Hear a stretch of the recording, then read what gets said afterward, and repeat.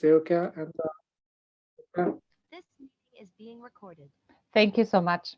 So I'm Silke, and I will start with the presentation, then hand over to Meike, and we will also complement each other. So today, I'm very pleased to be here in this audience and share with you our experiment in having actually run 2 participatory budgeting events. But first of all, before we go into the details, let me start by giving you first of all, a quick overview how we are going to structure the presentation. So I will set the scene because I wouldn't assume that you are all aware about the big transformation journey we've embarked upon, which was already alluded to in the intro. So I'll share some further details on that. Then very quickly hover through our journey so far and highlight some of the milestones. And then we'll deep dive into one of those significant milestones on our LPM journey, which is Participatory Budgeting Event. We've held 2 in the meantime, and Meike will take you through the mechanics, through the process, how it works, how we did it, and then we'll both cover our lessons learned and some hopefully very practical recommendations for all of you to take away from our session. Please feel free to ask us questions. Meike won't see the chat, so I'll have a close look at the chat. And also, we are prepared to answer questions throughout. If that means we will not get to the end, I would also then suggest that we'll finish and take them at the end. But if you have got a burning question in between, don't hesitate. But ideally, would we have some Q&A time at the end of our session? So without further ado, let's quickly cover 2 slides which are summarizing or supporting my summary of the changes Vodafone is going through. So I'm sure that a lot of you relate to Vodafone as a traditional telecommunications provider, mobile services, fixed services, perhaps cable and TV. But what we have articulated from a technology perspective is a strategy which we refer to as our Tech 2025 strategy internally, and which is actually associated with some very big ambitions. So Vodafone certainly is not a digital native company. We have not been born being digital from the start. The way we have grown in a lot of markets is by acquiring other telco service providers with the ambition and plan to become at least number 2 compared to the incumbent we found to be in place in every single market. And what this actually means is that we certainly have a lot of legacy. We have a zoo of applications. We are lacking standardization. And what was also the case is that IT was a subset of a technology function. And with our Tech 2025 strategy, which we implemented in April 2021, we in effect elevated the role of a digital IT director and of the local market CIOs to have a seat at the local executive committee and to be a partner next to a network director. So this was quite an important shift because we also have ambition to insource a lot of application engineers and to really internalize the skills we believe we'll need to stay ahead of the game and to stay competitive in a very, very disruptive environment, as you all know. We also have seen the need that we have to reorganize and focus much more on the customer, put the customer first, and definitely need to start leveraging our scale in actually simplifying and also standardizing applications. So this is in a nutshell what we embark to be, and in shifting the ways we work, we also want to move away from being a traditional telco towards a technology company, which is delivering global platforms for scale and growth, and is also providing us opportunities to grow into adjacent services and areas. Meike, if you move to the next slide, please. because what this basically means is a lot of different things, and the ones I would like to highlight certainly is that, of course, our people are key. And as I said, we have a plan to internalize a lot of application developer skills.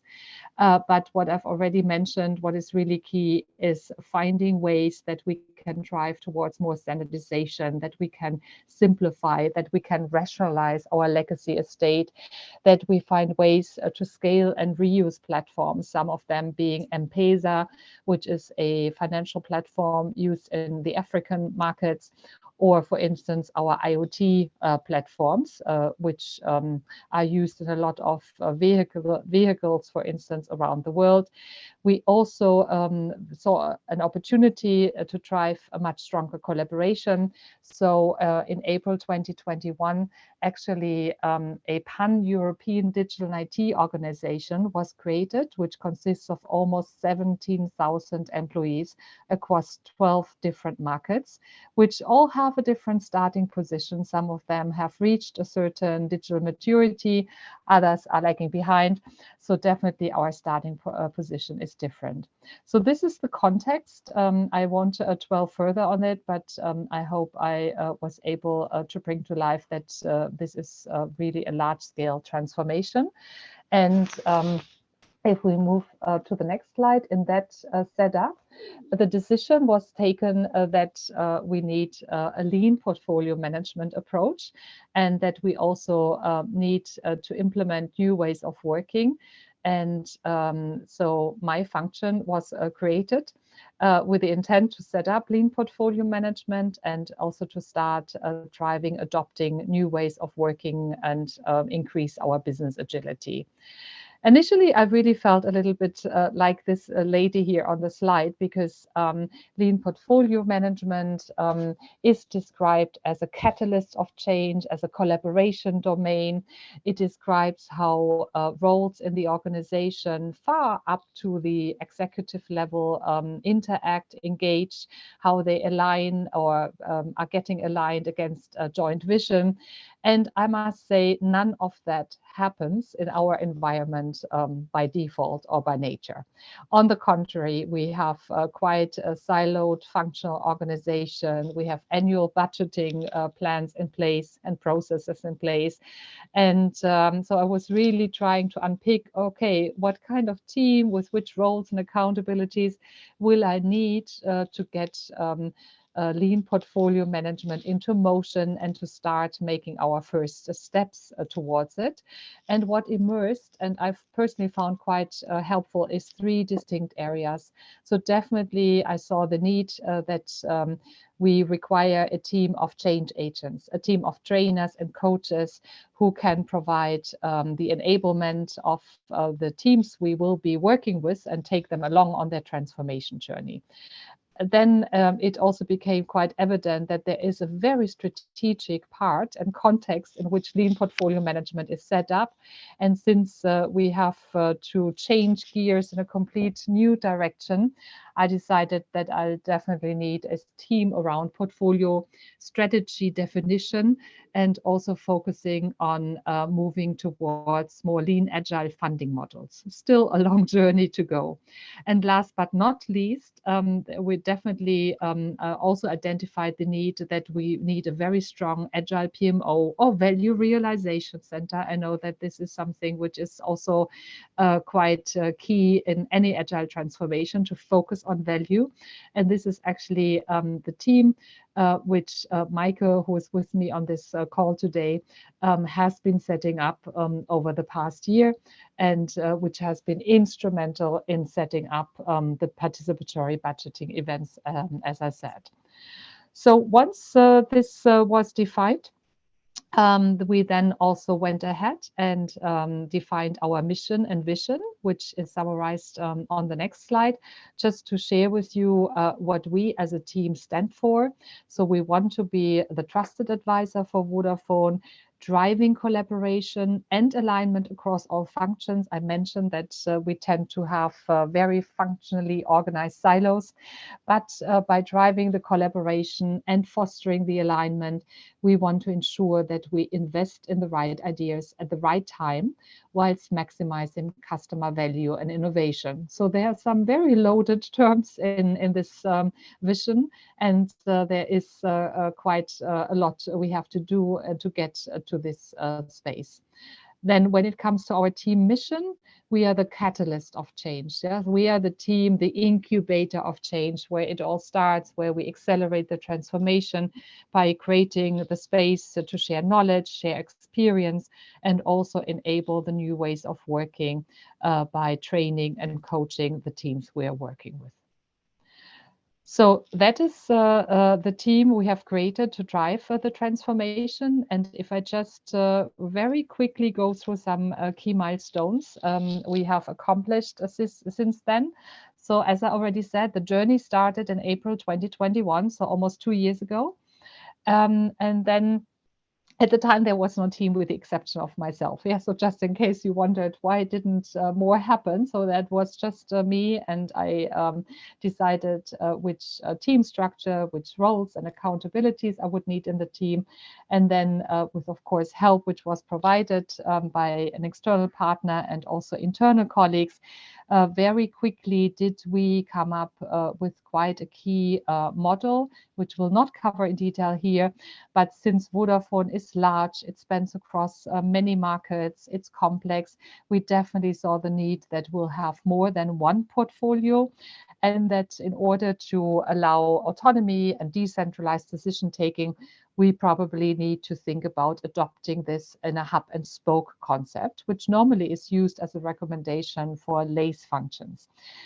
We also managed to align a lot of other LACE functions and agile communities out there to work together as a guiding coalition, because in the end, the change is complex, it's broad, we can only do it together, and only if we join up forces can we all be successful.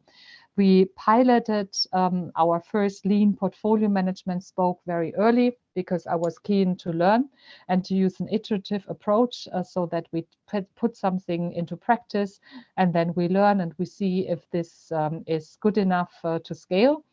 And then I was also lucky that slowly but gradually I could start to transition the capabilities to the internal team, internalize the skill set we need. We were able to put the first agile ceremonies and ways of working into place and launch our first art. And then what we are going to deep dive in this session in July, we actually organized our first participatory budgeting event. Whilst we also created our North Star ambition. So what does good look like? What do we want to achieve in the years ahead of ourselves? And just to jump ahead, in February, based on the good success and also the good acceptance we have had on the first participatory budgeting event, we were already able to have the second one in place and learn from it. So you might wonder why. And one thing I don't want to hide, and I'm very open to share on the next slide, is that I was really often wondering how to start, where to start, what to do first. Yeah, so should we first focus on setting up a lot of arts and then over time scale to portfolio level? Clearly, this would not have been a very quick approach. Is there a way that we can start at portfolio level? And this is when on one day I came across a webinar, which is made available on the SAFE community platform, which actually was suggesting that there are tips and tricks how you can incrementally implement LPM. The webinar was co-hosted by Silke and Dima Dajani.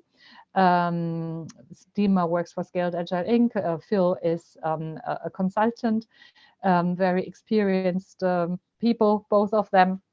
And what I really found intriguing, that it was very practical and it gave very tangible hints and tips And one was set a date for your first participatory budgeting event.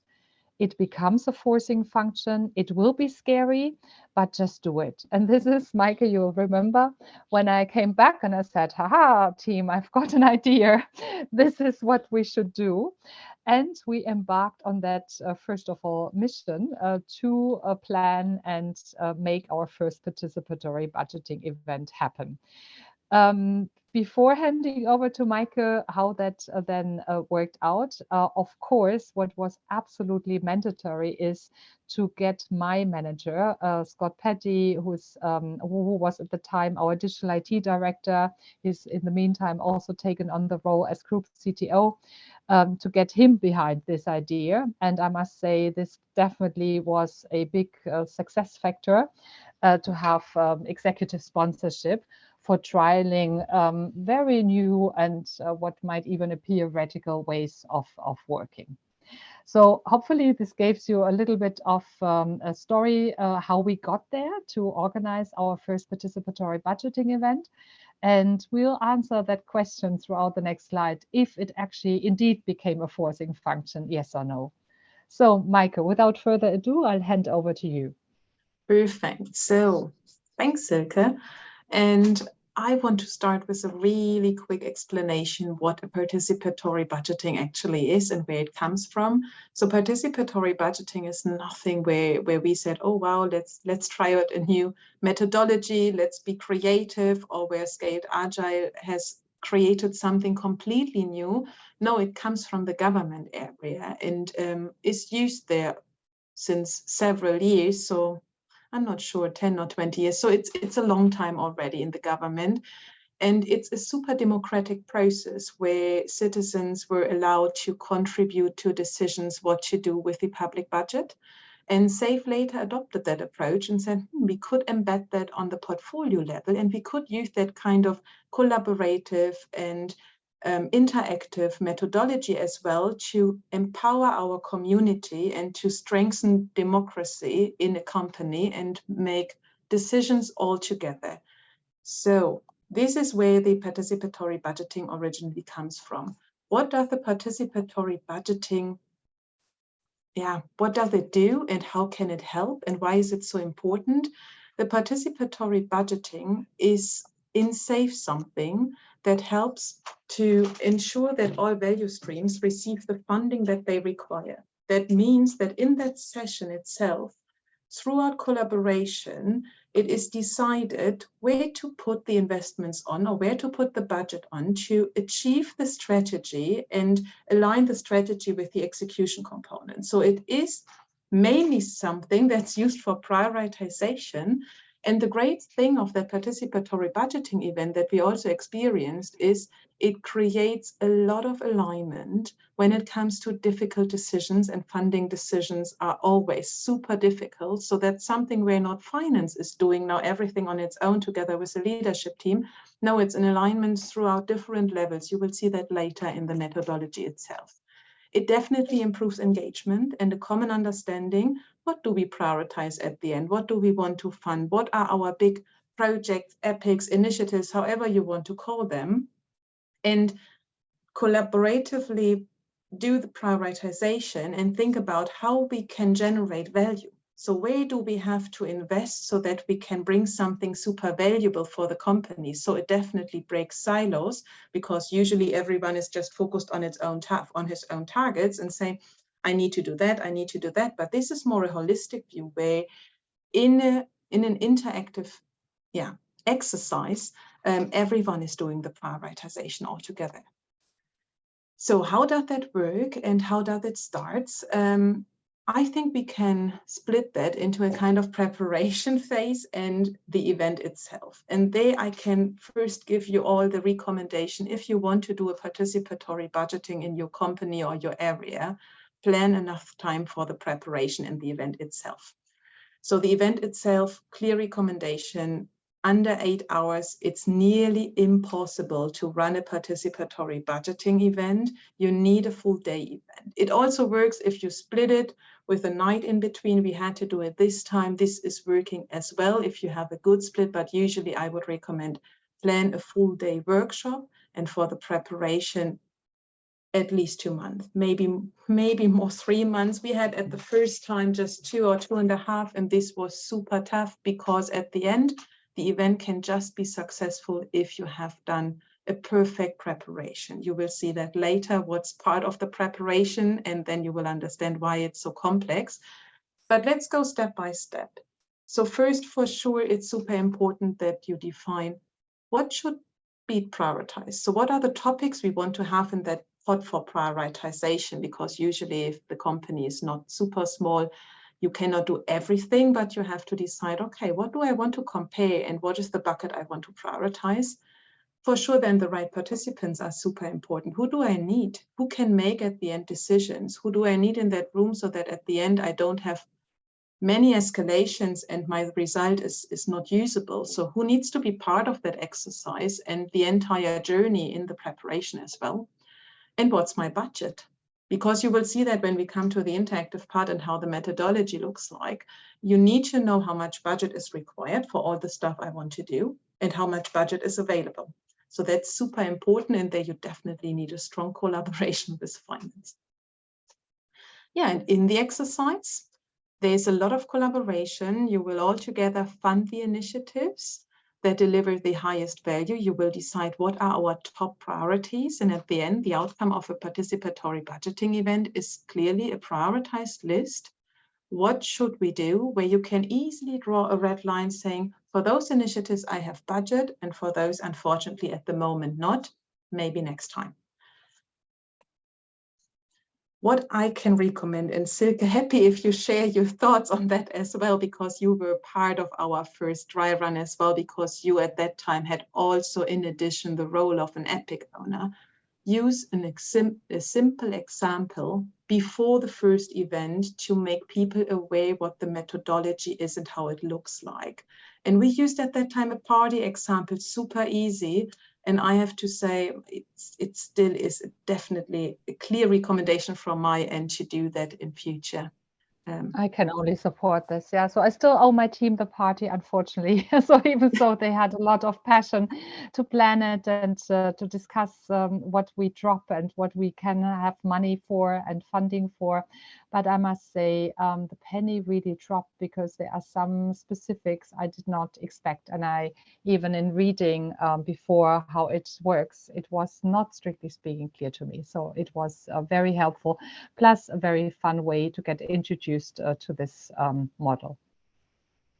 Definitely. Yeah, and during that meeting, we had not prioritized epics or complex projects in a company, which requires then as well a reflection of dependencies and. A simple example like a party planning is super easy because people know what they like, you have a lot of discussions, and you can really try out the methodology. Yeah, before we come to the methodology itself, we thought it would be super useful to give you some insights into the important success factors that we observed throughout the first event. And I can also, after the second one, just say those are the most important ones. So as I already said, part of the preparation, define the scope for your PB carefully. If you have more than 20 or 30 topics in your PB, it's unrealistic to run that event. I know that I had some internal session with other areas where they plan to have more than 100 projects discussed in a PB. That's not possible. And you always have to be careful. What can I compare? Because if you compare at the end apples with something else, that's not useful. So we decided at that time that we will use the Digital and IT Top Initiative bucket, everything that's funded by our Digital and IT budget or the global budget, because this brought us down to 22 key initiatives that were relevant to be prioritized against each other. And all initiatives were mainly funded by the same bucket, because otherwise, if I have to consider market budgets here and market budget there, then my participant list is exploding. So therefore, my recommendation, be careful what you will discuss in the PB. And for sure, if you are set up in perfect portfolios, a PB would be done per portfolio and will cover the value streams and the funding of value streams. but we are not there yet. So as Silke already presented with our current milestones and where we are still on that journey, but that does not mean that you cannot do a PB, even if you are not yet in the perfect world where you have set up all portfolios in the right way. Another point is, in the PB itself, for sure, everyone has to understand the different epics you want to prioritize against each other. So instead of allowing that everyone brings a big presentation and the one person is coming with one slide, the next one with a big pack, we decided that we will use the epic hypothesis statement as a kind of template. And I can really just recommend ensure a standardized presentation of epics to avoid biases and to ensure that pitch fits into time. Because at that time, the people had 3 minutes to pitch their epic with focus on the value that they will provide with that epic. So I'm not interested in all the technical details. Other people won't understand if they are not from the same area. It's really about highlighting the value. And this is super helpful if you use the epic hypothesis statement. Then for sure, a clear understanding of the budget situation.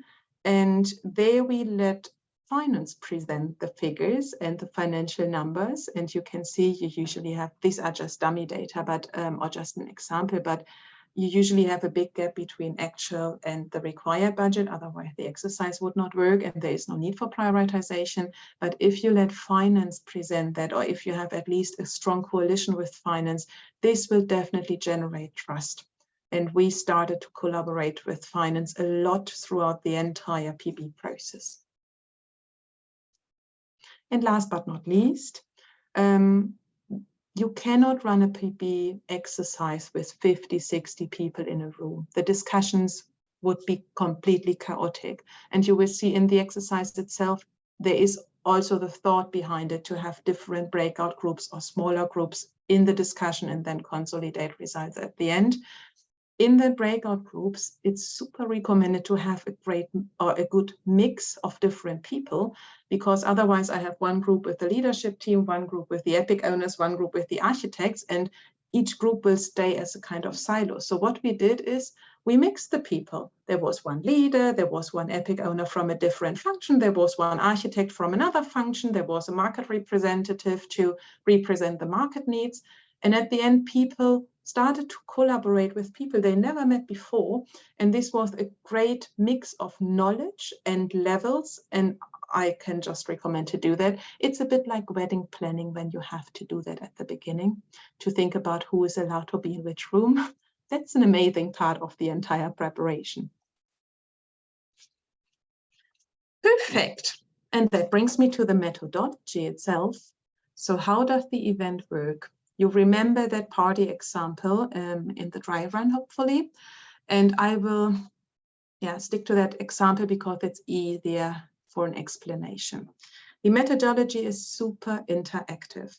And if you now remember that people are structured in breakout groups, keep in mind we have now different breakout groups, and per group we have a number of people. And you have just a share of the budget available. So in total, I might need 50,000. In total, I might need 100,000, but I just have 50,000. I have now 5 people per group. So everyone will have 10,000 euro. And then I have a list of topics. And in the first minutes, each participant has a few minutes time to allocate his budget completely individual to the different epics where he would say, oh, this one is important. And out of my 10,000 euro, I would give 2,000 to topic A and 5,000 to topic C, because I think this is super relevant for the company, based on the pitches I heard, based on my knowledge I have, based on the strategy I know, whatever. And you don't have to completely fund that initiative. You can just distribute your budget and say, I would give 50% of my budget to that and that and that. And then the real exercise starts, because then the discussions in the group start. You have now the individual part done, and you will see, oh, topic E has a lot of relevance. Seems that everyone really believes in that topic because it received 120% of its funding. We don't have to overfund things, so we can give back 20% of that funding, saying, okay, we just have to come to 100% for sure, and we can reallocate the other budget to something else.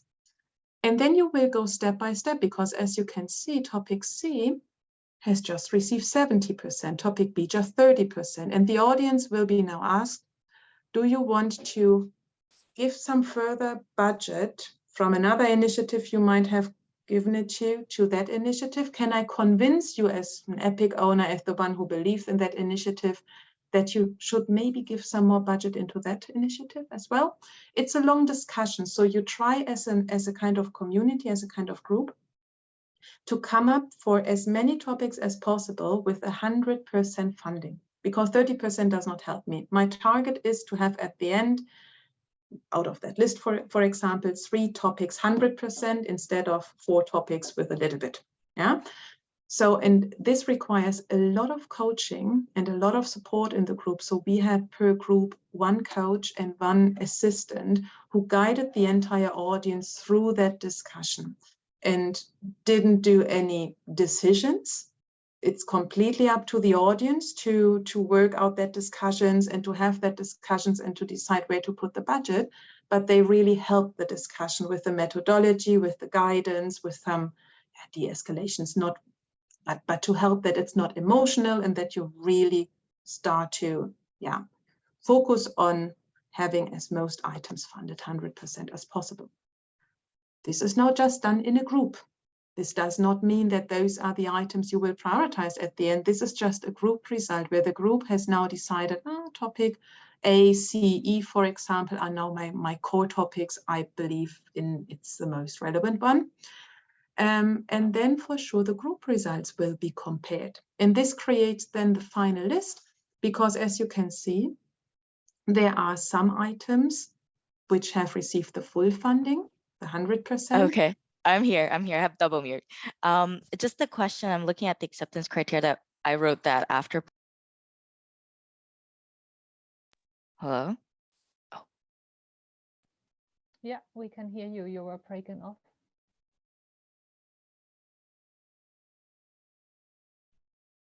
Okay. There is another question in the chat, so perhaps, Meike, I'll read it. So the funded percentage is compared against an overall forecast for how much it will cost to deliver that topic. Yes.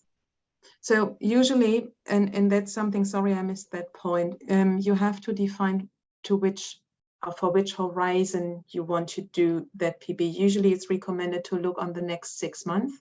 So for sure, it's the required budget is based on the forecast for that initiative for the next 6 months. At the first time we did it for 9 months, but it's always on the forecast of cost that we say we need for that initiative to deliver that EPIC. Perfect. I don't know if that's an option to put the other question into the chat, since somehow you were cut off. So I understood there was a question around acceptance criteria, but then the connection dropped. Meike, I would carry on. Perfect. Then I will carry on. Yeah. Okay. So at the end, we now compare the group results. And as you can see, you have on the one hand the F, which means the item was full funded by the group, so received 100%. There's also one exception that items can be partially funded. This should really just be an exception if at the end you have still some budget left. Partially funded are all items that just received 80% or more. So also 99% would be just partially funded. 100 is full, partially is just partially.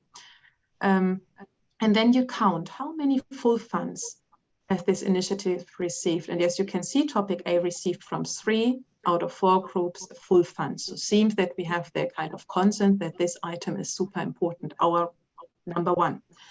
Then there is an item like topic E, full fund and 1 partially fund. Okay, has more full funds than the others, rank 2. And then it goes through that order. So you always count full fund, how many full funds do I have, and then how many partially funds I have. So the partially fund is something that should be really used just as per exception. We did the mistake, I think in our first PB, that people weren't 100% clear on their partially fund thing, and they try to bring more items in while just giving them a partially fund with 80%. And there I have to say, if an item would receive 4 times partially funding, and there is like topic B, one full fund for that topic, and none of the other groups has given a partially fund to that or a fully fund, the topic B would win, because you go through the order checking how many full funds, and just if you have an item or 2 items which have both that number of full funds, then you check the partial funds. And that's something that we had to make really clear in our PB so that people don't misunderstand that. Yeah, and out of that, I have now a clear list. I have now a ranked list where I can say, okay, in that order, topic A, topic E, topic C. And this allows me, if I show you that on the next slide, to then draw a red line based on my budget situation. So if I have some more budget available, I can just move the line under topic D. If I have less budget available, I can move it up and can just fund topic A and E. So mainly the PB is not the final funding decision, that's still done by finance, while they set that red line and say, oh, we just have that portion of budget available for our area. It is a prioritization decision with a lot of consensus at the end. What are our core epics, core projects, core initiatives? And back to the why is a PB important? Yes, it creates common understanding. You know what's behind that initiatives. You know why they are important. You have that broader and holistic view. You have a strong alignment. It was a group decision that we give topic A 3 times out of 4 groups a full funding. And we used it as a baseline for our financial processes so that finance can then check, okay, those are the most important topics. And we can then fund those or give further budget to those. So that's super helpful. And in addition, it's an eye opener. And I think at the moment for me, this is still the biggest benefit at all. It helps to really see the core problem areas in your company, and not just from an LPM perspective, also the leadership is part of that meeting. And after that, in the retro, everyone said, we have to work on that area. We have to work on that area. It was really an eye opener, where after that, we had no discussions at all to drive some further transformations or improvements in certain areas. Meike, before we'll start sharing the lessons learned, there's a question I thought to read out. Were additional agile coaches ramped up, and was there resistance to adding coaches? If so, how did you overcome? I don't remember that there was resistance. I know for a fact that having an agile coach assigned to every single funding team was key, but you might want to cover this in more detail. There was no resistance at all. I think what we used, not as a trick at that time, we had no other chance. Do you remember, Silke, in our first PB, we hadn't had that many coaches as we had breakout sessions in our own team. So we picked coaches from the different areas in Vodafone as well, which mean that, for example, different leaders or epic owners saw suddenly a coach from their own area sitting there helping them as well. And I think this also supported the baseline of trust in that event. So I cannot remember that there was any resistance at all to have a coach there. It was more super welcome that there is someone guiding the people through that entire process. Exactly. Yeah, I would fully support this. Then a good question, because it is with regard to which tool we use. Did you run this in, for instance, Miro? It feels ideal for a software application. The try run could be a game type activity. That's a great question, because we haven't covered yet how we actually managed the process. So yeah, I can, go ahead, Silke, go ahead if you want. Yeah. Well, there is an Excel file which is being made available on the Scaled Agile Inc. Community platform. It was certainly one thing which almost cost your nerves, Meike, in the first session, right? Because it collapsed at the moment when Meike tried to merge all the outputs from the various working teams. and we had to put in a break and reconvene an hour later because the file couldn't be recuperated. Yeah, so it felt like this is really the Achilles sinew and this whole event. It's fair to say that at the next, at our second participatory budgeting event, we again used an Excel file, but the team really spent a lot of effort in making sure that all the calculations were done, that this rounding issue didn't come up. Plus, what I think was really a big advancement versus the first one, also the teams couldn't see what the other teams had funded and how they had allocated their funds. Yeah, so in the first session, you could see all the tabs.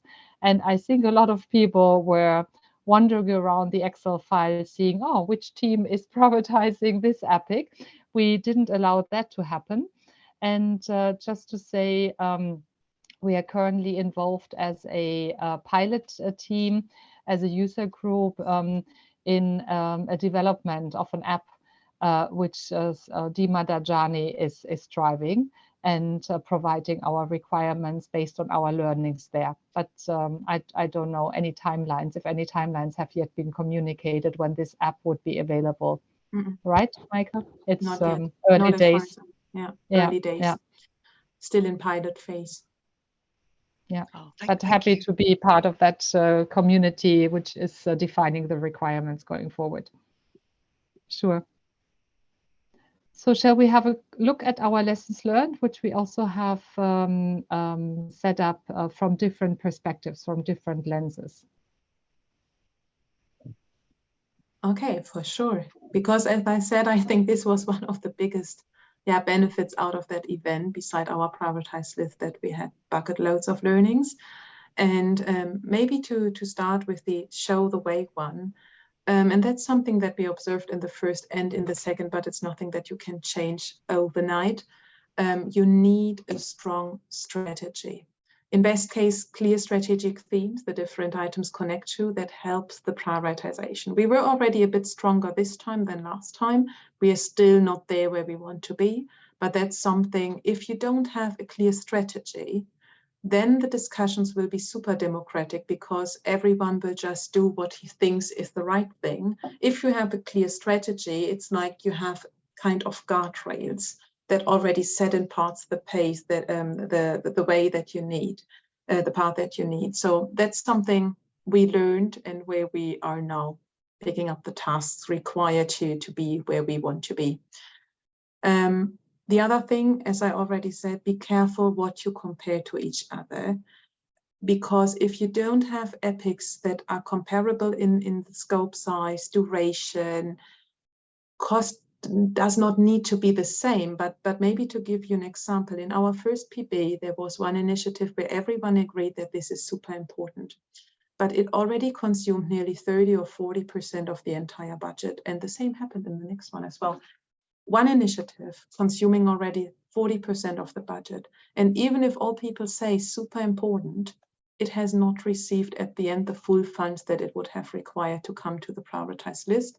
In the first one, we had a lot of frustration on the Epic owner side saying, oh my God, my initiative was deprioritized. How can that happen? At the end, because if you are too big and not comparable to all that small things that can be funded here and there and creates value, you will not receive your priority. Therefore, we started in between the first and the second PB, a clear breakdown task or exercise where we help the epic owners to come up with well-sized epics, clear value statements, and all the stuff that's around that. And the same big initiative was this time broken down in 6 epics, and all 6 epics made it to the prioritization list. So they again requested nearly 40% of the budget, but as these were small portions with clear value indications, they made it to the list. So that's also a recommendation. Break down your epics in a way that they are comparable, because otherwise this will be super chaotic and the results might be might look like something where you say, that cannot be. Be aware of codependencies. Super tricky, I know. We used this time a dependency map that we used, but you need to be aware what your key enablers are. You have to make that transparent. Everyone needs to know if that's really a key enabler. Usually you don't discuss in a PB must do, so any legal or compliance stuff that's super critical and where the company cannot live without that. But for all the other things, you need to make dependencies super transparent. Yeah, and just to pick up again the value part, formulate value, super important that you be specific what the value is behind the epics. Prepare the audience in a good way, prepare the pitches with them, make a dry run. We have this time created 1-pagers that makes it more visual, have Q&A sessions, so they need to be part of that preparation journey. It's not just that one event where everyone joins and then everything is fine.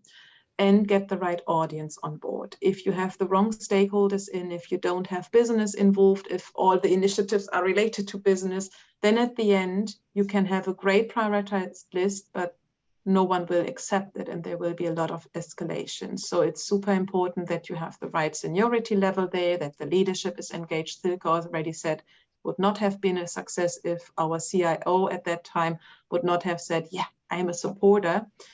And yeah, it's not always easy to convince people. We therefore allow as well listeners in that meeting to convince them for the next time to be part of that journey. For example, businesses at the beginning, they were a bit concerned if that's really the right methodology.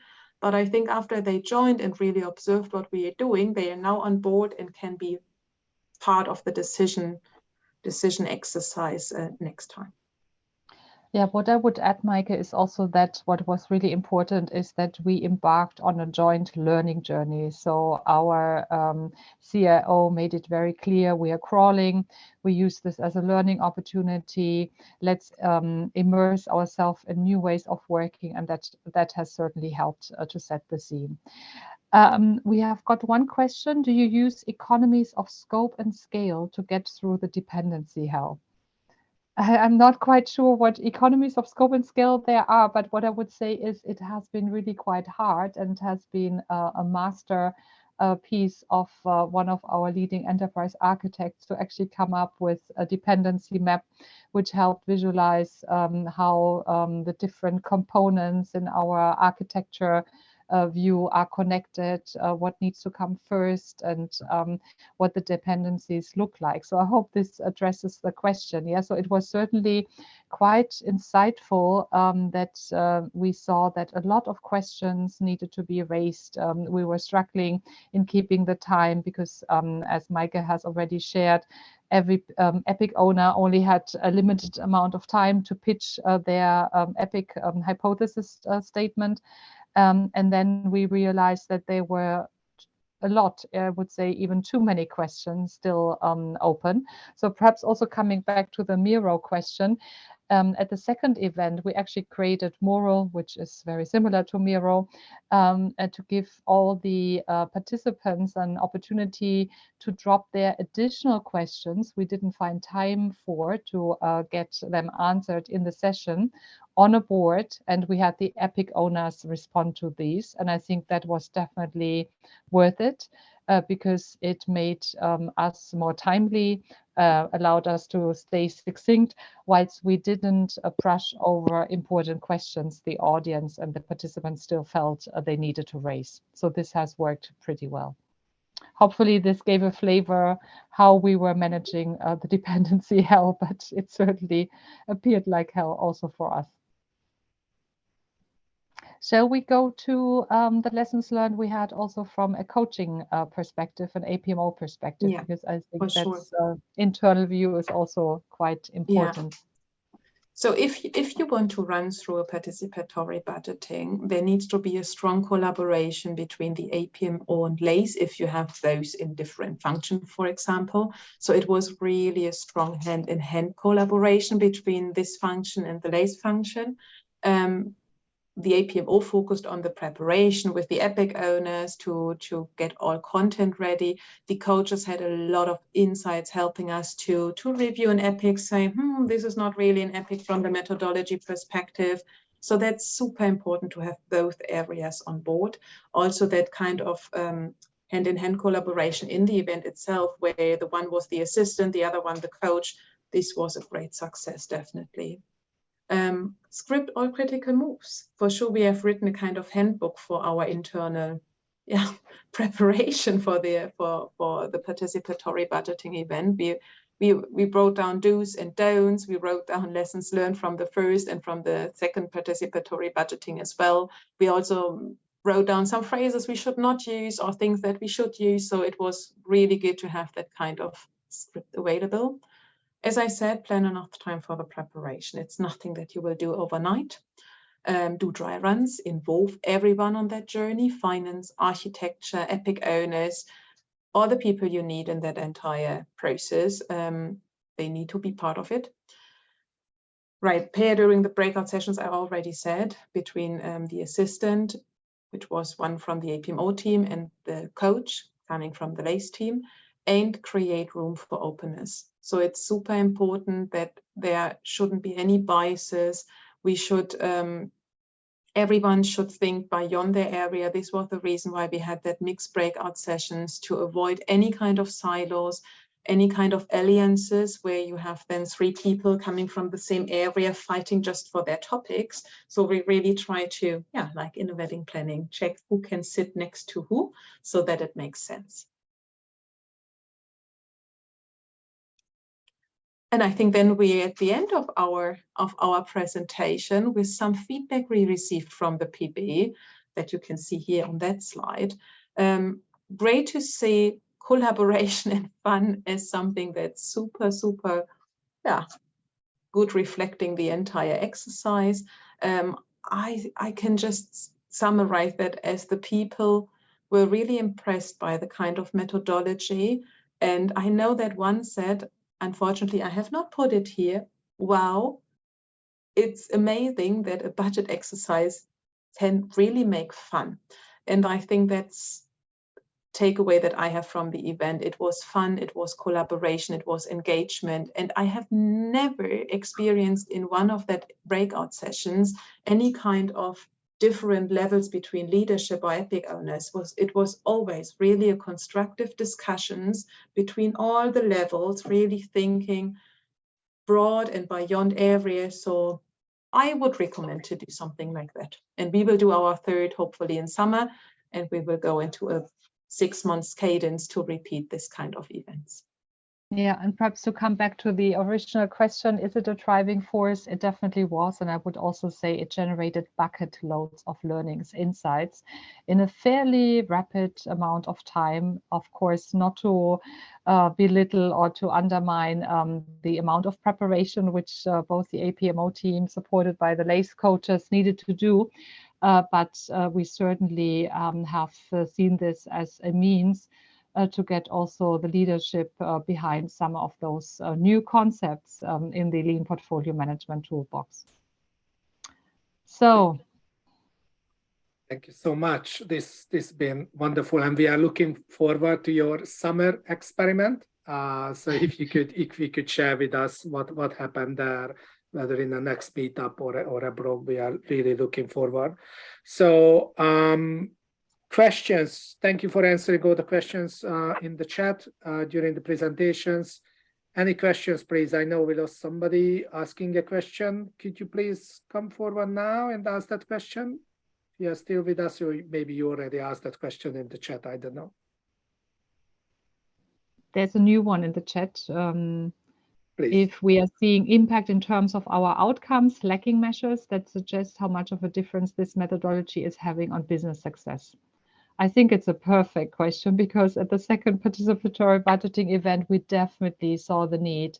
In the next iteration, we need to put a much more focus on defining value and how we want to measure value, and harden this up and tighten this up. So that's exactly our next focus area for sure, because I think we alluded to it earlier, it isn't yet defined to really help us determine how do we even want to measure outcomes. But the realization became very evident. Yeah, so also getting finance behind this, getting the epic owners and senior leadership behind this is there. So I think we'll stand a good chance to put our first experiments in place and focus much more on how we want to define and measure value. Thank you. Sounds great. Thank you. There is another question. We don't have epic owners. Who should be the epic owner? So If we, yeah, shall I pick that up? yes, please. So the epic owner role can be picked by different people. At the end, it's important that you don't try to bring forward a multi-year project without any split. Epic means that you really think about how to break things down. But in our areas, it could be a person that was originally a project lead, someone who's really driving that topic from end to end and who will be in a kind of coordination role, but also stronger in that responsibility role. So you can define who the epic owner is at the end. He will take care of that epic and that this is delivered successful.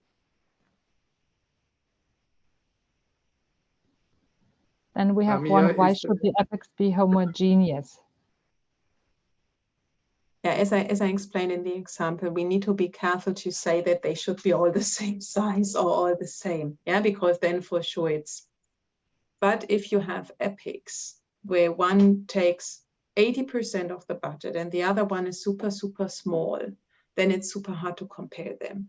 Also, if you have an epic that is not according to the guidance that an epic should deliver on value, and you have one taking 5 years as a big project and one which is more a feature, just taking 2 months, it's super hard to make a decision because at the end, they should have some core criteria in terms of between, let's say, 6 months and 1 or 1.5 years from the size perspective.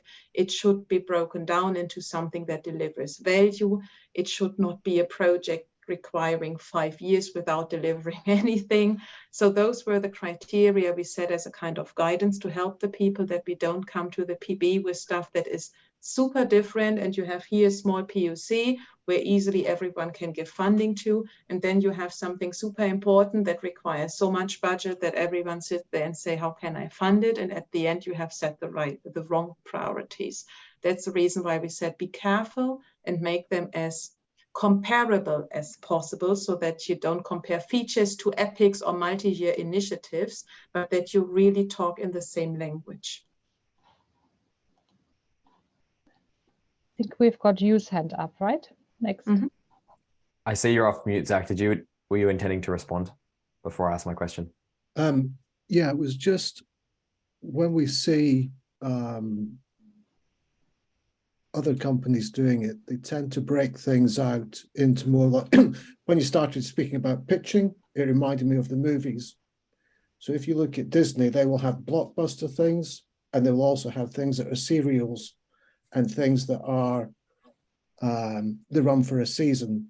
And when you look at the different types of systems that you described at the beginning, where you have your corporate systems versus IoT going into cars, those car systems get updated on a weekly basis.